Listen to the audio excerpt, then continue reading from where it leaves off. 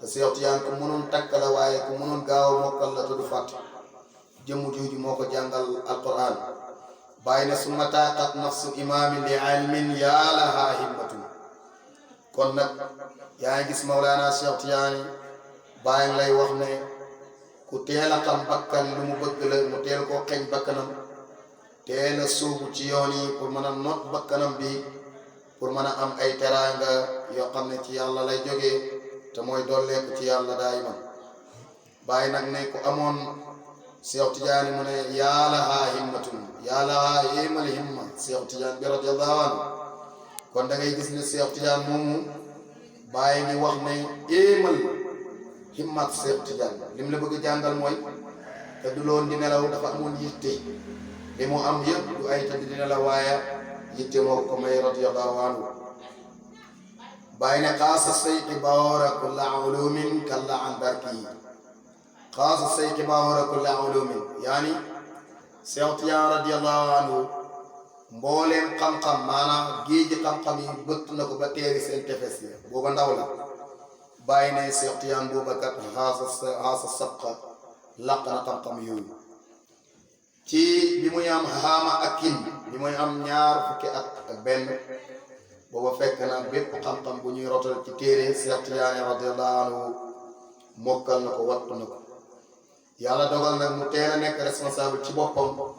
bi muy am 15 ans yàlla dogal mu am soxna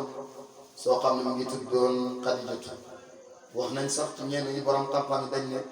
soxnaam soosu dafa bëggoon affaire u àdduna maanaam puuka réew moom la bëggoon te Seex Tijaan loolu nekk woon yitteem taxoon mu bàyyi woon soxnaam boobu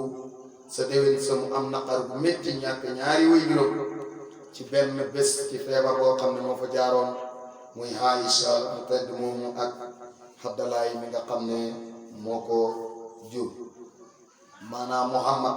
mi nga xam ne moo ko jur moom Seex Tijaan radiyallahu anhu bi yàlla dogalee loolu teel naa dugg àll yi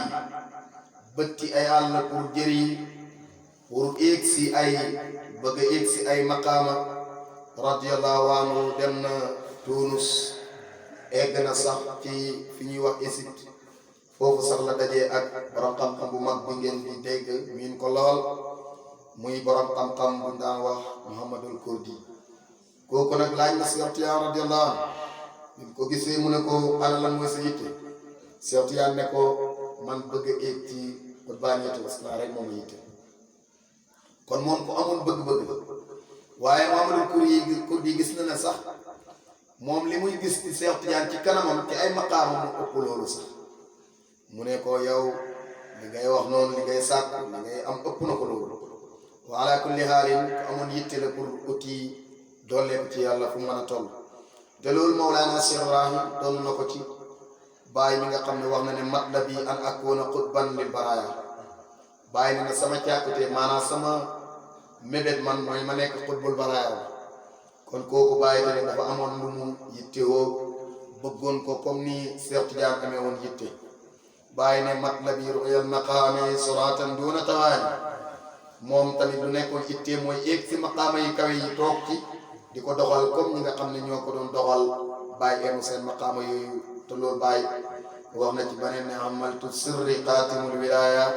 jamaxtu bayna sawqi wa diraaya matlabi irsu usulin yaa ngi gis bàyyi ci yitteem ba tey mu ne sama mébét daal mooy ma doon samay usul te usul yi bàyyi xam ngeen ne mooy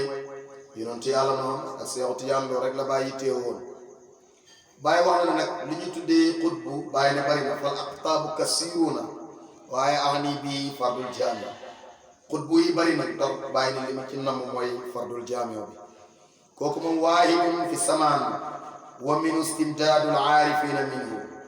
benn lay doon ci jamono bu nekk xutbu boobu mooy tëbb mbooleem aarifi jamono te kon nag dañuy ñaan yàlla mu wan ñu sunu xutbu jamono ndax loolu képp koo xam ne yaa ngi dund ci faydu te xamoo ko xamal ne yow kon dog nga ci tariqa bi te loolu wala yaasu billaahi yal nañu yàlla xamal sunu xutbu jamono weer bii ñu nekk bi muy am fukki at ak juróom maanaam fukki fan ak juróom-ñaar ci weeru safar ci la Seex Tijaan éeg ci maqaamaam bu mag boobu ñuy wax maqaama xatmiya